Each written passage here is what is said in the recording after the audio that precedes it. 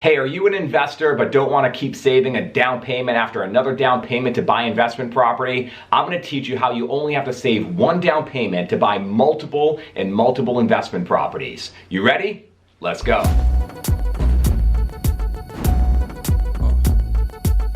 Hey, what's up? My name is Chris Martin, investor, real estate agent. If you haven't already, subscribe to the channel, hit the notification bell. I would appreciate that very much. All right, guys, so it's called the BRRRR strategy, and this is an investment strategy that many investors are using today, and they've been using this strategy. It's nothing new. They've been using this strategy from years and years ago. It's something that has been proven to work, and it's not about reinventing the wheel. It's about using a method that works and has worked in the past and still works today. So what is the BRRRR method? Well, I'm going to explain it right now. The BRRRR method. It's BRRRR, B-R-R-R-R, and the B stands for buying property. So it all starts with step one. Step one is buying property. That's the B in the BRRRR. You want to buy property. And for this, you will have to save a down payment. And if you're wondering how you can get into a property for the lowest down payment possible, I actually made a video not too long ago. I'll drop it in the description below. Make sure you click that so you can see how to save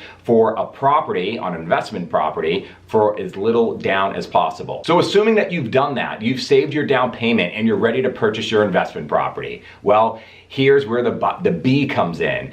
Buying the property is actually the most important part. You have to actually step forward and do that. You have to actually purchase something.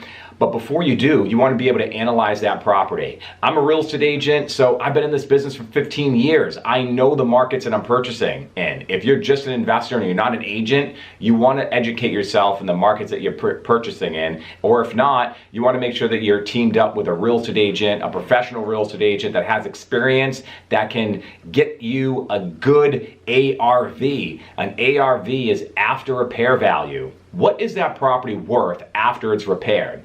This is the most important factor to consider when purchasing a property, because you want to know what that property is not worth in today's market. That's important. But what is it worth after you renovate it? Because if you're purchasing a property right now that is top dollar, it's fully renovated, that might make sense if you're able to cash flow on it. It's probably not going to make sense if you're looking to use the BRRRR method, because a BRRRR method, you're looking to purchase the property at a level where you can increase its value and then pull money out of it. So you have to have that room to increase its value in order to use a BRRRR method. So you buy a property, the first letter in the BRRRR method, and after that purchase, the second letter, R, is going to be to renovate the property. So you're going to renovate this property, and these are going to have, you're going to have some calculations on this. You don't want to invest into that property. I see that all the time too, where some investors go crazy and they're putting all this money into the property. You have to know your market. You have to know how you're going to renovate that property. Are you going to be putting marble and granite everywhere, or are you going to make it more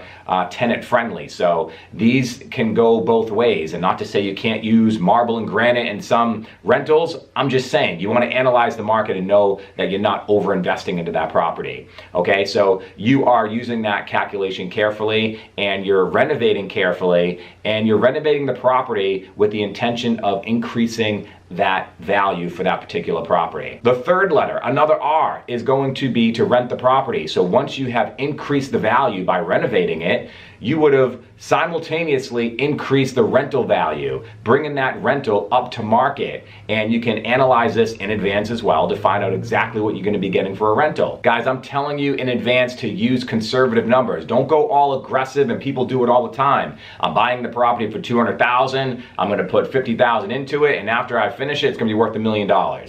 We don't want to go shooting for the stars on our evaluation. We want to put an ARV that's going to be conservative together, that we know that most likely we're going to get above and beyond that, and we want to be conservative in that approach. That's my advice to you guys. Don't go so crazy to where you're going to come in and you're going to be over budget, you're going to overshoot for your ARV. It's going to put you in a bad position. So you bought a property, you renovated a property, and you rented the property, and now you have to refinance the property. So this is where you get your money back that you put into it. So if you've done this successfully, you've determined an ARV and you bought the property for a price, let's just say $200,000, you put $50,000 into it. Now the property is worth $400,000.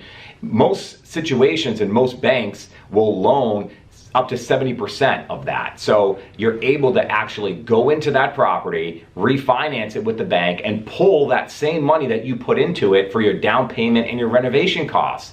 This is where you can finally repeat the process, which is the last R in that. So you're recycling your down payment, that down payment that you saved so hard for.